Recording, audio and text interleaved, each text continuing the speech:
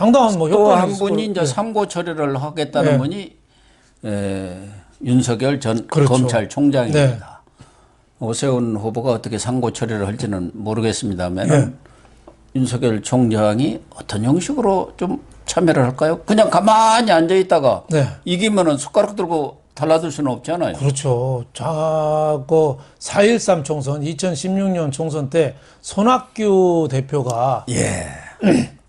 전남 강진의 오막집에 칩거하고 있었거든요. 선거 전에 제발 올라오라고 그가 그랬어요. 만덕산입니다. 만덕산에 너무 오래 있었어요. 네. 제발 올라오라고 그때 김종인 대표가 그 기회를 줬죠. 선대위원장 할 때 아니에요. 근데 안 올라왔어요. 그리고 선거가 민주당이 이긴 다음에 올라왔어요. 그런 걸 끝났죠. 자기 숟가락이 있나요? 없죠. 숟가락도 없고 젓가락도 없어요. 예.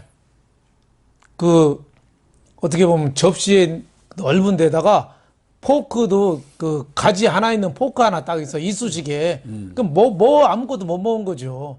그래서 윤석열 검찰총장도 물론 지금 국민의힘에 당장 합류하기는 이제 그럼 정치 검찰이다 뭐 이런 식으로 여권에서 비난을 하니까 좀 합류는 어렵더라도 저는 간접적으로도 그 오세훈 후보한테 뭔가 좀 힘을 실어주는 그런 정도 역할은 좀 할 수 있는 거 아닌가 저는 좀 이런 생각이 좀 듭니다. 정의와 상식의 사회를 그렇죠. 국가를 만들어야 한다. 그 얘기만 계속 하고 있어도 그렇죠. 되는 거예요. 그렇죠. 가끔 가다 누가 그 얘기를 뭐라고 할 거예요. 그렇죠. 법치주의와 국민 보호가 중요하다. 법치가 붕괴되어 있다. 그렇죠. 예. 뭐 찬조 연설을 하라는 게 아니고 그 정도 나라가 정말 그렇죠. 위태롭다. 뭐 그렇죠. 이런 얘기 하면 되잖아요. 그렇죠. 그래서 윤석열 검찰총장도 좀 필요한 시점이 아닌가. 지금 밖에 집에는 계시는데 밖에서 문자 보내고 하면 답은 해준다고 그러더라고요. 나도 지금 문자를 한번 보내볼까 하고 있습니다. 답을 해준대요. 예. 그래서 어느 언론인이 자기가 윤석열에 대해서 쓴 칼럼을 보내줬대요. 그랬더니 잘 읽었습니다 하고 답이 왔대요. 그래서 다 보고 있다 그러더라고요. 네. 그러겠죠. 예. 아까 정치적인 감각 있는 사람이 김종인, 이재명도 있지만 사실 윤석열 검찰총장도 검찰 출신이지만 대단한 정치적인 감각이나 이런 것도 있거든요. 그러니까 지금 백두살 김영석 어르신을 만나가지고 좌우를 초월한 분 아니에요. 상식과 사랑으로 사시는 분 아니에요. 백두살 할아버지. 그런 사람 만나서 가르침을 받는 거 저는 대단한 감각이고 좋은 태도라고 이렇게 보여집니다. 오세훈 후보가 지금 상황으로 보면은 뭐 선거라는 것은 뚜껑을 열어봐야 하지만 뭐 승산이 아주 높다고 보여지지 않습니까? 그래서 윤석열 전 총장이 뭐 돕지 않더라도 당선될 가능성은 많지만 선거 때는 그렇죠. 부직갱이 하나도 더 필요하다는 그럼요. 거 아닙니까? 그럼요. 부직갱이 하나도 들고 나와야 한다는 게 선거판의 명제 아닙니까? 그렇죠. 그러니까 보태 힘을. 그렇죠. 예. 끝난 다음에 내가 사실 널 도와주려고 그랬는데 사실 여건이 안 돼서 못 도와서 미안하다 이런 얘기 아무리 해야 소용없어요. 예, 있을 때. 그래서 왜 현직 있을 때 다들 그러잖아요. 있을 때 잘하라고. 그러니까 노래도 있지 않습니까? 있을 때 잘하라고. 힘 있는 갑들이 보면은 퇴직하고 나서 하나도 안 도와주고 그때 좀 잘해주려고 그랬는데 미안하다 그러는데 아무 소용없는 말이에요. 있을 때 잘해야 돼. 옳은 말씀. 그래서 윤석열 검찰총장도 오세훈 시장 후보가 지금 뭐 압도적이긴 하지만 그래도 여러 가지 불안한 점도 많고 내곡동 같이 억울한 점도 있고 한데 이럴 때 상식과 정의에 기초해서 조금 힘을 대주는 방법도 좀 있지 않느냐 이런 생각이 듭니다. 꼭 오세훈 편을 들으라는 게 아니라 원칙적인 입장을 견지하면서 이 나라 자유민주주의를 발전시키는 그런 뭐 멘트만 해도 충분하다 이런 생각이 듭니다. 저는 윤석열 총장이 선거를 하다 보면은 고비들이 있거든요. 그런 때 조금 정체상 형태로 들어간다든지 저쪽에서 무슨 마타도라든가 엄청난 흑색선전을 펴고 나왔을 때 검찰총장, 전직 검찰총장이 그런 때 뭔가 힘을 보태지 않겠냐. 타이밍을 보지 않겠습니까? 그냥 아무 때나 얘기하면 왜 그래? 그럴 수도 있는데 정치적 감각이 뛰어나시니까 이 13일간이지만 어떤 결정적인 고비 때 한 말씀 딱 함으로써 힘을 팍 북돋아주는 이렇게 뒷받침해주는 그런 역할을 하지 않을까 그런 기대를 하고요. 지금 박영선 민주당 후보 측에서는 이낙연, 이재명 이런 사람들이 지금 달라들었어요. 그러니까 이 두 사람이 사실은 뭐 이낙연이는 이재명하고는 이제 너무 격차가 벌어지긴 했습니다만은 네. 어쨌든 이낙연 전 대표 지금은 상임 선대위원장입니다만은 여기다 지금 올인하고 있는 거 아닙니까? 그렇죠. 여기서 두 분 다 친다. 친다면 두고 다 치면 이낙연으로서는 책임을 져야지요. 그렇죠. 네. 옛날에 뭐 정승하다가도 갑자기 저 노비로도 바뀌잖아요. 대역죄로 그럼요. 지면 예, 예. 이낙연 신분이 노비로 바뀌는 거죠. 대권 주자가 아니라. 그럴 수 있죠. 예, 예. 그래서 이낙연이가 당 대표할 때 서울시, 부산시 공천을 또 했기 때문에 예. 거기에 대해서는 뭐 이낙연이가 공동 운명체다 이렇게 보여지는데 양쪽에 서울, 부산에 다 선거에 불리하니까 이낙연은 지금 엉덩이에 불이 붙은 거죠. 그렇죠. 엉덩이에 불이 붙었어요. 예. 근데 이재명도 여기다 숟가락을 지금 자꾸 얹고 있지 않습니까? 그렇죠. 예. 박영선 후보하고 예. 뭐 국회에서 또 커피 들고 왔다 갔다 하면서 그건 전에 문재인 대통령이 뭐 커피 들고 취임 초에 해가지고 좀 반응이 좋았죠. 그걸 뭐 연상을 했는지 벤치마킹 했는지 모르지만 좀 어색하 돼요. 네. 하여튼 이재명이가 저 정치적인 머리가 좋다는 게 그게 뭐 큰 머리인지 잔머리인지는 모르겠어요. 근데 지금 박영선하고 만나자고 해서 만나면 공무원이잖아요. 경북도지사. 그렇죠, 공무원이 공직선거 개입했다고 그래서 저 잠깐 법에 저촉되고 비난을 많이 받아요. 그러니까 우연히 만난 것처럼. 네? 아니 경기도지사가 시간이 그렇게 많습니까? 여의도 국회의원의 인재근 의원 사무실에서 우연히 만났대요. 우연히 하여튼 만났다니까 만나 믿어주는 거죠. 하는데 그 이유는 뻔하죠. 그 박영선 후보가 지금 10만 원씩 나눠주잖아요. 예. 재난지원금. 그 이재명도 나눠주기 갖고 재미 보는 사람 아니에요. 기본 소득, 기본 주택, 기본 대출. 기본 갖고 재미 보는데 박영순 통해서 자기 홍보하는 거죠. 예? 홍보하는 거예요. 그리고 그러니까요. 또 친문하고는 약간의 거리가 있거든요. 이재명도 그렇고 박영선도 그렇고. 예. 그러니까 동병상련으로서 서로 손잡고 네가 되면은 서울시장 경기지사 손잡고 이제 시너지가 나오는 거고 안 되더라도 뭐 나는 손해볼 거 없다. 뭐 이런 심리가 작용한 거 아닌가. 그래서 뭐 큰 머리인지 잔머리인지는 모르지만 하여튼 거기도 머리는 상당히 뛰어나다 이렇게 보여집니다. 지금 이재명계라고 할 수 있는 의원들이 한 20여 명, 이제 경기도 출신 의원들이 많습니다만은 그 중에 좌장격이 정성호 의원 아닙니까? 그래서 얼마 전에 또 정성호 의원이 박영선 캠프에 이재명계 의원들을 끌고 가서 또 격려도 하고 지금 이동주 의원이라든가 이번에 대변인이 다시 됐잖아요. 이런 사람들 다 이재명계 갖고 이재명계들이 많이 들어가 있는 것 같아요. 그렇죠.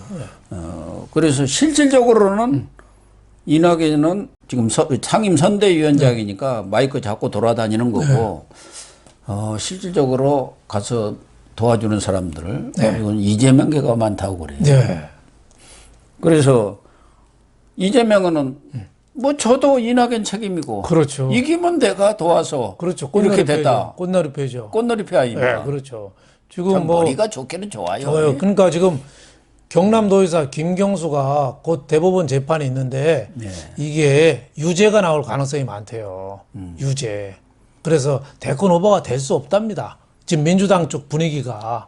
여기 나온 여상원 변호사님도 그건 바뀔 수가 없다.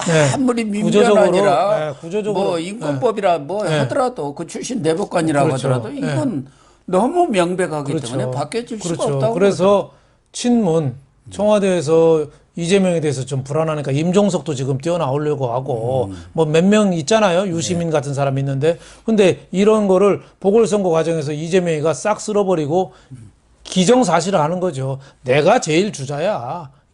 침을 박아놓는 그 역할을 그 시기가 이재명이가 이번 보궐선거를 통해서 하는 거 아닌가 저는 이런 생각이 듭니다. 그래서 이재명이가 LH 투기 사건도 배후에서 그 폭로를 뭐 어찌고 저찌고 했다 음모론이 나온 거 아닙니까? 그렇죠. 그때 발표한 민변의 두 변호사가 다 이재명 쪽 사람들이니까 이재명이가 아예 그냥 LH로 해가지고 기존에 자기 경쟁 후보들을 싹 쓸어버리는 판을. 뭐 실질적으로 본인은 뭐 벌쩍 뜁니다만은 만약에 그걸 노리고 그렇게 했다면은 상당히 대성공을 한 거죠. 문제는 지금 뭐 여러 가지 국정 난맥상 때문에 이 국민들이 등을 돌렸는데 LH 부동산 투기 갖고 결정타를 지금 맞은 거 아니겠습니까? 그렇죠. 네. 그런데 지금 부산에서도 그렇고 네. 서울에서도 두 가지 사건이 최근에 있었습니다. 네. 박영선을 돕기 위한 걸로 보여지는데 박영선과 김영춘. 네. 부산에서는 오거돈 재판이 예, 연기됐어요. 그렇죠. 이게 말이 됩니까? 말 안 되죠. 네. 부산, 울산 네. 부정선거 사건. 네. 그 김미리 판사, 네. 북박이 예. 서울중앙지법에 있는 네. 판사 있지 않습니까? 예. 여기는 지금 1년이 넘어도 예. 재판 한 번 안 해요. 예. 그런데 오거돈 예. 이 사건 아까도 얘기했습니다마는 지난해 총선 전에 일어난 사건인데도 싹 숨기고 있다. 네. 총선 이후에 이렇게 발표하듯 이제 재판도 첫 재판 아닙니까? 네. 이것도 또 그쪽에 변호사들의 네. 뭐 이렇게 재판 연기 요청이라고 해갖고 넘겨버렸어요. 네. 그러니까 좀 말이 안 되는 거죠. 저 민주주의의 위기 중에 징표가 뭐냐면 선거의 심판 역할을 해야 되는 기관들이 친여 쪽으로 흐르는 거거든요. 네. 그래서 공정한 선거가 안 되게 막아요. 그래서 지금 선거 뒤로 오거돈 재판을 연기한다. 그거는 부산시장 선거에 영향 합쳐 덜 주겠다는 거죠. 그렇죠. 그게 법원이 하는 지금 그런 작태를 벌이고 있어요. 아니 일정대로 해야지 왜 정치 눈치를 봐요. 그리고 또 하나는 선관위가 또 얘기했잖아요.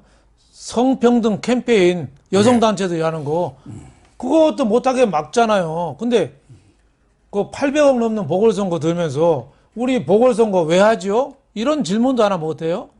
그런 현수막도 하나 못 붙여요. 예. 그러니까 선관위, 법원 다 한통속이 돼가지고 지금 여당 보호막이 돼 있는 거예요. 그래서 저는 이번 보궐선거가 어떻게 보면은 우리나라 민주선거의 마지막이 될 수도 있겠다. 지금 갈수록 이게 노골화가 되거든요. 예. 이 법원 노골화가 선관이라는 되고 것은 있어요. 예. 우리나라뿐만 아니라 세계적으로 무슨 네. 심판을 하는 그렇죠. 아주 대표적인 기관이 법원 선관이 그렇죠. 아닙니까? 페널티킥도 휘슬도 불고 예. 프리킥도 불고 골링 선언도 하고 다 주심이 해야 되는데 이 주심이 다 지금 한쪽 편을 들고 있잖아요. 굉장히 민주주의의 위기고 이번 선거에서 이런 게 통용이 되면 다음 대통령 선거 더 할 거 아닙니까? 지금 오거돈을 변호하고 있는 예.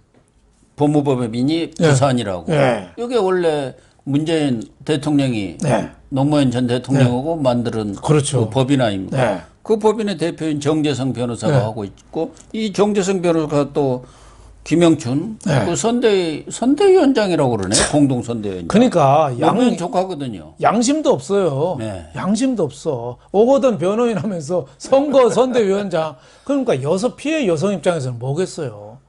그 피해, 피해 여성이 여성. 참 네? 얼음물에 빠져 네. 허우적거리는 네. 시간을 다시 3주가 저 피해 여성은 얼마나 고통스럽겠어요. 네. 자, 선거 때문에 재판까지 늦추고 2차 가해, 3차 가해를 지금 계속 하고 있잖아요. 예. 참 있을 수 없는 일들이 이 21세기 대한민국에서 지금 벌어지고 있습니다. 또 유은혜 교육부총리는 예. 조국 딸 조민 예. 부산 의전원 사건 예. 그거 진작 결정이 나야 하는데 이 박주선 그렇죠. 여부가 그동안 1년 내 가만히 있더니 예. 갑자기 또 과거 정유라와는 달리 예. 부산대에서 그거 조사해갖고 결정이라고 그것다 또 지시를 했네.